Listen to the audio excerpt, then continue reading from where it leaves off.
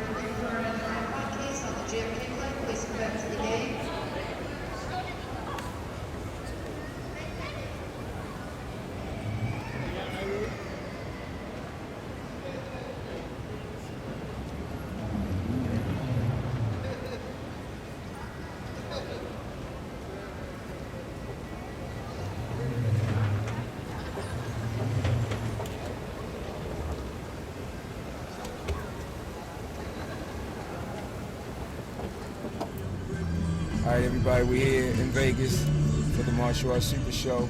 Remember, it's a big opportunity for the whole movement. So we're ready to go check into the hotel. It was a journey, it was an adventure. We got a lot of stuff, ID, all that crazy stuff. But hey, if you got a goal and you're trying to reach that goal, remember, it's going to be obstacles in your way going to try to stop you from moving forward. But you got to, flip the script and keep going.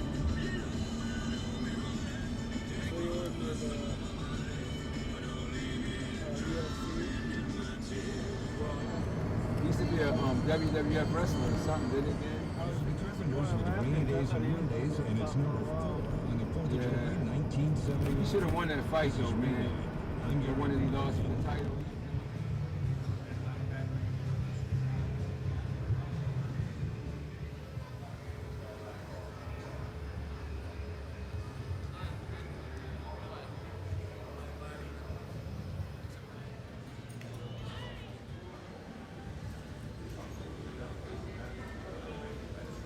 Excuse me. How you doing? Good, how are you?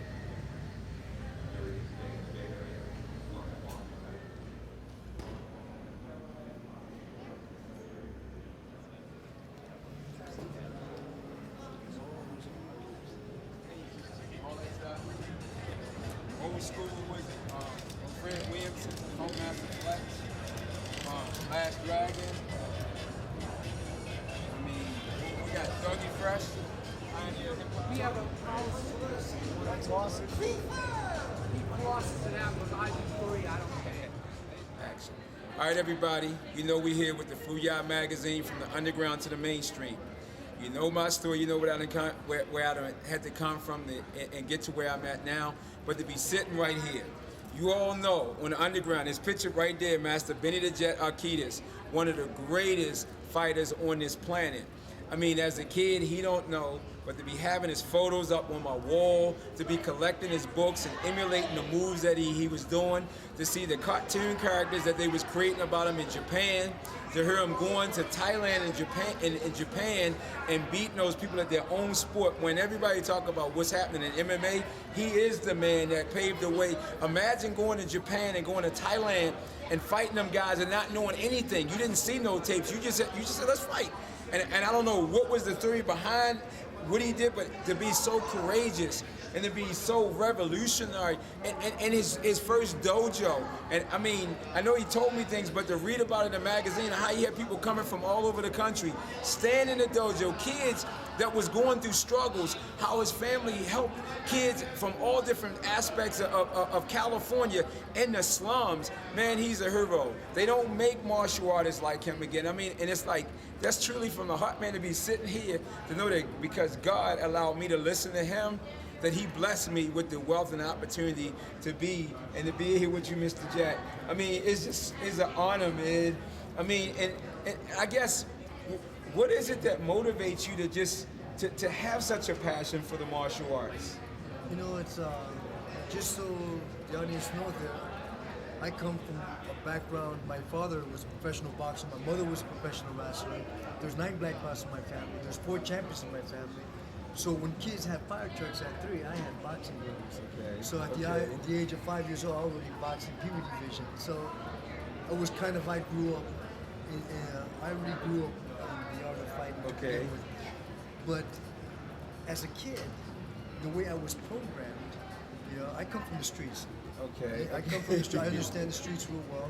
Yes, I come from sir. the streets, and in this, I had a chance to actually compete in the street with, and there, people were trying to take my head off Right, there right, because okay. there is no rules, there is Right, nothing. yes, It was sir. just a matter of survival. Yes, sir.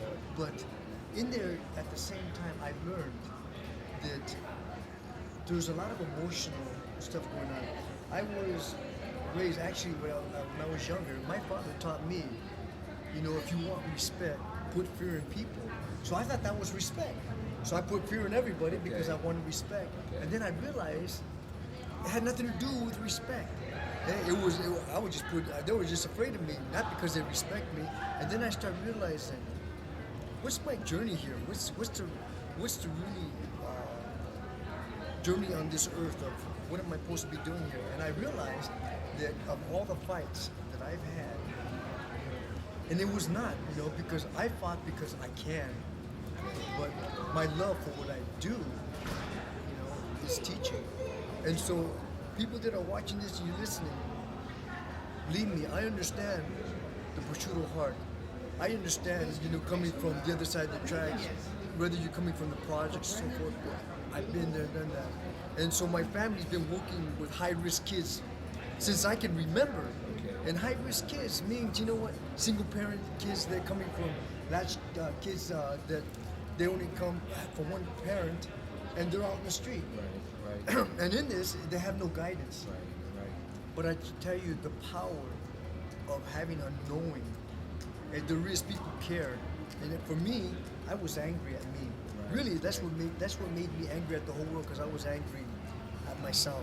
I didn't like me, so I didn't like nobody. Right. And in this, it was just my family. But I started to realize, when I started to like who I was, I started to understand that, hey, there is people there that do care. People really that want to help. Yes, sir. And this is where my family came in and started helping and working with these kids. But there is heroes out there. And if you only taste bitter, that's all you know. The moment you start to taste honey, now you have choices, because we all have choices.